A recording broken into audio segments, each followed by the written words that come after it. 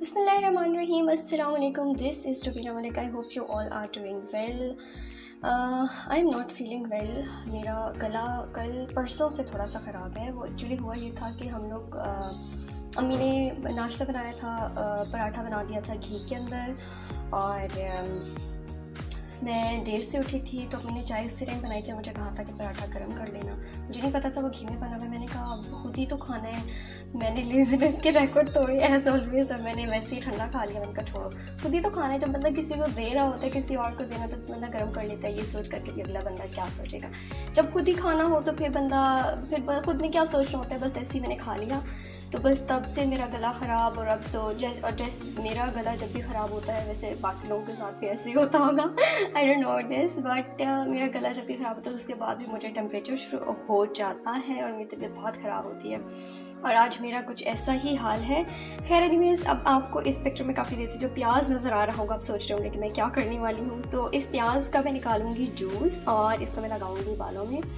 पहले इसका जूस बना लेते हैं। एक दरमियानी साइज़ का प्याज और 1 कप उसमें मैं पानी डालूंगी। इसके प्याज के अंदर अपना भी पानी होता है, तो काफ़ी ज़्यादा सारा वो जूस बन जाएगा। फिर मैं बताऊंगी कि इसको मैं क्या करूँगी। ये जी प्याज का छिलका उतार के मैंने इसको काट लिया है, और ये है साथ में पानी जो कि मैं अभी ब्लेंडर में डालूँगी। ये वही सिंपल जूसर मशीन है जिसमें हम नॉर्मली जूस बनाते हैं। ये डाला हमने इसके साथ पानी, और ये डाल दिए प्याज, नीचे गिर गया, इसको भी डाल देते हैं। अब इसको अच्छे से हम ब्लेंड करेंगे और फिर इसको छान लेंगे, और फिर क्या करेंगे, फिर देखेंगे कि हम फिर क्या करेंगे। टन टन, ओहो, तो लाइट ही नहीं है, तो अब हमें वेट करना पड़ेगा। जब लाइट आएगी तो ये जूस बनेगा, और फिर ही कुछ होगा। ओके जी, तो अब हम इसको अपने प्याज के जूस को इसके अंदर छान लेंगे अच्छे से, क्योंकि हमें सिर्फ इसके नीचे जो इसका पानी सा होगा वो चाहिए। ये सारा कुछ हमें नहीं चाहिए। मैं इसको तीसरी बार छान रही हूँ, ताकि मैं चाह रही हूँ कि प्याज के कोई भी पार्टिकल्स इस जूस काइंड ऑफ थिंग में ना रहें।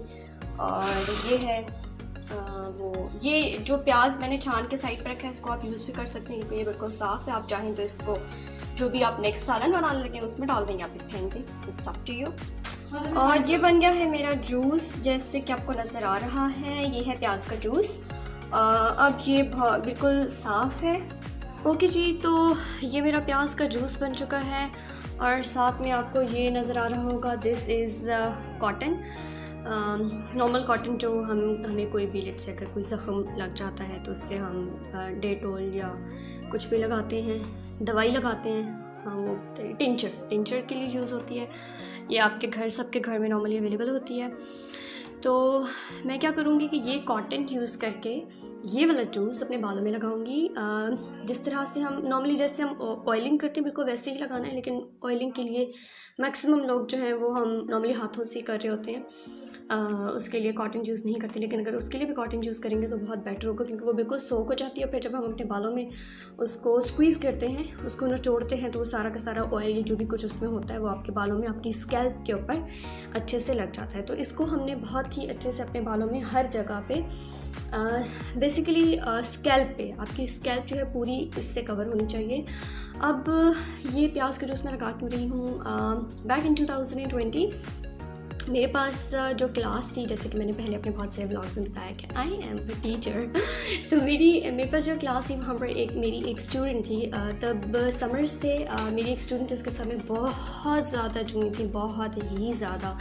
तो गर्मी में क्योंकि हम डेली बेसिस पे शावर ले रहे होते हैं, मेरे बाल मुझे बहुत पसंद हैं, तो बाल मेरे गीले होते थे। तो मैं कोशिश करती थी कि फर्स्ट पीरियड्स में अपने बाल खुले रखती थी, और क्योंकि मैं क्लास टीचर थी तो मेरा पहला पीरियड जो होता था वह क्लास में होता था। तो खुले बालों के साथ जब मैं क्लास में राउंड ले रही होती थी या बच्चों की नोटबुक्स चेक कर रही होती थी, तो ज़ाहिर बाल मेरे खुले होते थे, और जब मैं उस बच्ची के पास से कहीं गुजरी होंगी, जाहिर सी बात है, तभी उसके सर से जुएँ मेरे सर में ट्रांसफ़र हो गई। और एक दिन ऐसे ही सडनली मैंने देखा कि मैं अपने ड्रेसिंग टेबल पे कंघी कर रही थी, ठीक है। तो मतलब जो नॉर्मल हमारा हेयर ब्रश होता है, मेरा हेयर ब्रश मैं आपको ला के दिखाती, like this was the hairbrush. अब आप देख सकते हैं कि इसका ये कितना, इसकी जो क्या जो भी है ये ब्रश, मतलब इसके जो ये सारी स्ट्रिंग्स हैं ये बहुत दूर दूर खुली खुली बनी हुई हैं। इतने बड़े ब्रश के साथ भी अगर आपके बालों से जुएँ गिरनी शुरू हो जाएँ तो आपको तो इमेजिन करें कि आपके बालों में कितनी ज़्यादा जुएँ होंगी। जो हमारा ड्रेसिंग टेबल था उसका कलर डार्क ब्राउन, जैसे चॉकलेट ब्राउन होता है, जैसे कि ये कलर है, नज़र आ रहा है दिस वन। तो उसके ऊपर से भी मैंने देखा, मेरी ऐसी बाई चांस मेरी नज़र पड़ी तो मैंने देखा कि कोई चीज़ ना टेबल के ऊपर चल रही है। तो मैं तो एकदम से डर गई। सुबह मैं स्कूल जाने के लिए रेडी हो रही थी, मैंने कहा हाय अल्लाह ये क्या हो गया। मुझे जुओं से सख्त नफरत है, सख्त, बहुत शदीद से भी ज़्यादा। मेरे सर में अगर हो तो मैं 1 मिनट के लिए भी चैन से नहीं बैठ सकती। तो वो पूरा दिन जो मैंने डिप्रेशन में गुजारा कि मेरे सर में तो जुएँ पड़ गई हैं, अब मैं क्या करूँगी। तो खैर फिर घर पे आई, मैंने डेली दिन में 2-2 दफ़ा मैंने एंटीलाइज शैम्पू यूज़ करना शुरू कर दिया। जो एंटीलाइज शैम्पू है उसमें आई डोंट नो किस तरह के केमिकल्स होते हैं, उससे आपके बाल बहुत ज़्यादा रफ़ हो जाते हैं। तो मैंने अपनी कोलीग्स को बताया कि यार मेरे सर में जुएँ पड़ गई। ऑलमोस्ट पूरे स्कूल को ही पता था, जो बंदा मुझे जानता था, जो मुझसे डेली बेसिस पर मिलता रहता था, उन सबको पता था कि मेरे सर में जुएँ हैं। क्योंकि सदमा इतना गहरा था कि मैं जिसके पास 2 मिनट के लिए भी खड़ी होती थी उसको बताती थी कि यार मेरे सर में जुएँ पड़ गई हैं। तो मेरी कुलीग है और मेरी बहुत ही प्यारी दोस्त, मेरी मोटी सी अलीज़ा, उसने मुझे ये टोटका बताया। ये है अलीज़ा के टोटके। उसने मुझे कहा कि तुम प्याज का जूस निकालो और वो लगाओ अपने बालों पे, ये जुओं के लिए बहुत इफेक्टिव है।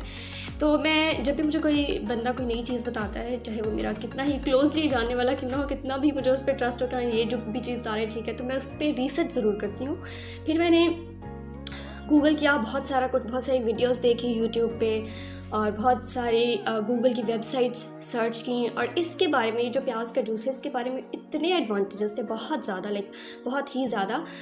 और इसका क्योंकि नॉर्मली जब भी हम कोई भी चीज़ ऐसे रैंडमली उठा के लगा रहे होते हैं तो मेन चीज़ हमारे माइंड में यही आ रही होती है कि इसके साइड इफ़ेक्ट्स कितने होंगे या क्या होंगे। तो इसका सिर्फ एक ही मुझे साइड इफ़ेक्ट नज़र आया हर वेबसाइट पे, और वो ये था कि इसकी स्मेल, इसके अलावा उसका कोई भी साइड इफ़ेक्ट नहीं था। तो स्मेल तो खैर है, मतलब अगर हम 2-3 दफ़ा शैम्पू करेंगे बाल तो वो खुद ही चली जाएगी। वो आपको ज़्यादा फील हो रही होती है क्योंकि आपको लगता है कि स्मेल आ रही है, वैसे बाकी लोगों को इतना नहीं पता चलता। क्योंकि जब मैं ये लगा रही होती हूँ तो साथ साथ मैं सबसे पूछ रही हूँ मेरे बालों से स्मेल आ रही है कि नहीं। तो ये वाला सीन होता है। दूसरा, सिर्फ ये जुओं के लिए इफेक्टिव नहीं है, ये आपके सर से डैंड्रफ भी ख़त्म करता है, आपकी स्कैल्प को बहुत हेल्दी रखता है। तो आपके इवेंचुअली फिर जब आपकी स्कैल्प हेल्दी होगी, डैंड्रफ ख़त्म होगा, तो आपके बाल भी हेल्दी हो जाएंगे।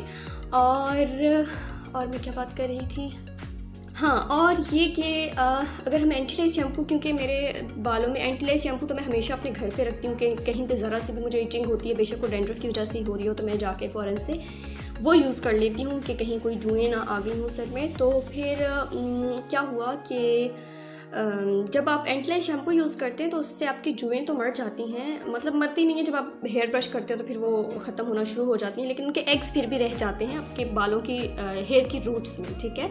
लेकिन जब आप ये प्याज का जूस यूज़ करेंगे तो वंस इन अ वीक कर लें, या अगर आपके सर में मेरी तरह बहुत ज़्यादा जुएँ तो फिर आप ट्वाइस इन अ वीक कर सकते हैं। जब उन दिनों में मेरे सर में जुएँ थी तो हर टाइम मेरे हाथ में एक कंघी होती थी, एक वाइट सा दुपट्टा होता था और मैं छत पे होती थी। मैं स्कूल से जैसी आती थी तो बैग रखा, ना खाना खाया, ना मुंह हाथ धोया, कुछ भी नहीं, बस चीज़ें उठाई, छत पे गई, बार बार कंघी कर रही हूँ। फिर मैंने स्पेशल एक बारीक सी कंघी मंगवाई थी, लेट मी चेक वो इस वक्त है कि नहीं।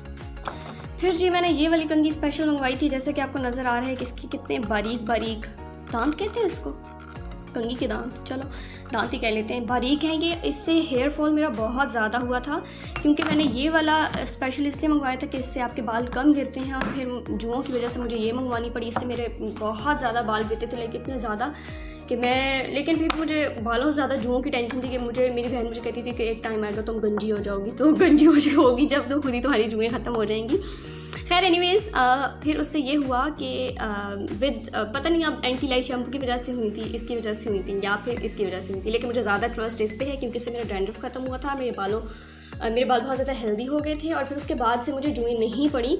तो अभी रिसेंटली फिर मेरी क्लास में एक स्टूडेंट के सर में मैंने जुएँ देख ली अनफॉर्चुनेटली, तो तब से मेरे सर में बहुत इचिंग हो रही है। मेरी अम्मी कह रही है कि तुम्हें वहम हो गया, तुम्हें जुएँ नहीं होंगी, लेकिन फिर अब क्या करें, वहम है ये जो भी है। मैंने कहा चलो अब ये ट्राई कर लेते हैं, वैसे भी डैंड्रफ भी थोड़ा सा हो रहा था, तो मैंने कहा चलो मैं ये ट्राई कर लेती हूँ। और यहाँ पर एक और इंटरेस्टिंग फैक्ट ये है कि मैं और मेरी बहन, क्योंकि मेरी एक ही बहन है, हम दोनों रूम भी सेम रूम शेयर कर रहे हैं, सेम बेड शेयर कर रहे होते हैं, उसके इतने लंबे माशाल्लाह से बाल हैं उसके, मतलब काफ़ी लंबे, मेरे से तो बहुत ही लंबे हैं। हम दोनों साथ में सोते थे। अब मुझे क्लास में से सिर्फ राउंड लेते हुए एक बच्चे के सर से मेरे सर में जुएँ आ गई, लेकिन इतनी ज़्यादा जुएँ थी कि इस मोटी सी कंघी से भी वो निकल रही थी, मतलब बहुत ज़्यादा हो गई थी। सॉरी। और मेरी बहन के सर में नहीं गई यार, मैं उससे रोज़ पूछती थी ज़रा तुम्हारा सर मैं चेक करूँगी, मैं खुद उसका सर चेक करती हूँ, उससे पूछती तो मैं इचिंग हो रही है तुम्हारे सर में जो है शूज़ भी, लेकिन नहीं, मेरे सर में तो कोई जू नहीं है, और एक्चुअली उसके सर में थी भी नहीं। तो आप लोग भी, अगर आप लोगों को कोई भी ऐसा मसला है डैंड्रफ का या जूओं का, तो आप लोगों ने ये ज़रूर ट्राई करना है, ये बहुत ही ज़्यादा इफेक्टिव है। और सबसे मज़े की बात इसकी है कि इसके कोई भी साइड इफ़ेक्ट्स नहीं हैं। ओके जी, तो स्टोरी के चक्कर में ये तो मैं बताना भूल ही गई कि इसको यूज़ कैसे करना है। आपने इतनी सी लेनी है कॉटन, ठीक है, उसको इसके अंदर डालना है अच्छे से, इसको इसके अंदर इसको डिप करना है, उसके बाद इसको निकालना है, अपने बालों में लगाना है, और मैक्सिमम आप इसको आपने आधा घंटा, वैसे आप जितनी ज़्यादा देर के लिए इसको लगाए रखें, इसके कोई भी साइड इफ़ेक्ट्स नहीं हैं, आप बिल्कुल बेफिक्र होकर इसको लगाए रखें। लेकिन मैं, क्योंकि ज़रा इसकी स्मेल बहुत बुरी होती है जैसे कि मैंने पहले बताया, तो मैं ज़्यादा देर के लिए इसको नहीं रखती, बस आधे घंटे के लिए लगाए रखती हूँ। आप चाहें तो ओवरनाइट भी कर सकती, लेकिन ओवरनाइट के लिए फिर आपको ये चीज़ ध्यान रखनी पड़ेगी कि जहाँ पे आप सोएं कि आपके पूरे बेड, आपकी तकिया, आपकी हर चीज़ में से स्मेल आ रही है, क्योंकि प्याज की आपको पता है कि बहुत स्ट्रॉन्ग स्मेल होती है। तो आप इसको बेटर है कि आप डे टाइमिंग से बेशक 2-3 घंटे कर लें, 1 घंटा कर लें, और फिर अपने बाल अच्छे से वॉश कर लें। और एक और चीज़, जिस ब्लेंडर में, जिस मशीन के अंदर आप ये बना रहे हैं, उसको आपने अच्छे से वॉश कर लेना है, और फ़ौरन से कर लेना, क्योंकि अगर आप नहीं करेंगे तो आपकी अम्मा से आपकी बहुत शाम आएगी, क्योंकि उसकी स्मेल पक्की हो जाती है, उसको बहुत ज़्यादा दफ़ा धोना पड़ता है। तो आपने ये ज़रूर करना है। और जितने भी कोई पेरेंट्स मेरा ये व्लॉग देख रहे हैं, आप सबसे मेरी रिक्वेस्ट है कि please, it's a humble request, अपने बच्चों का बहुत ख्याल रखा करें, स्पेशली उनके बालों का, और स्पेशली गर्ल्स का, क्योंकि ये सिर्फ ये नहीं है कि गंदी होती हैं, बट जाहिर सी बात है ये लिविंग क्रिएचर हैं। अब बच्चों की स्कैल्प पर से वो ब्लड सक करती हैं, तभी वो ज़िंदा रहती हैं, तो बच्चे वीक होते हैं उससे, गंदी भी तो हैं ही ऑफ कोर्स, और फिर हमारे लिए भी मसला बनता है। तो प्लीज़ आप लोग इस चीज़ का बहुत ज़्यादा ख्याल रखा करें, आपके बच्चे भी हेल्दी रहेंगे और हमारे लिए भी मसला नहीं बनेगा।